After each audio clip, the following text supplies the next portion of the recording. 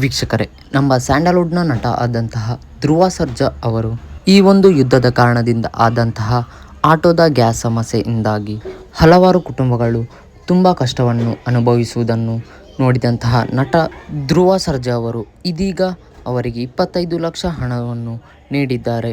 ಅವರು ಈ ಒಂದು ವಿಚಾರವಾಗಿ ಮಾತಾಡಿದ ಬಗ್ಗೆ ನೀವು ಇಲ್ಲಿ ನೋಡಬಹುದಾಗಿದೆ. ಎಲ್ರಿಗೂ ನಮಸ್ಕಾರ. ನಾನು ನಿಮ್ಮ ಧ್ರುವ ಸರ್ಜಾ. ಆಟೋ ಚಾಲಕರು ನಮ್ಮ ದೇಶದ ಬೆನ್ನೆಲುಬು.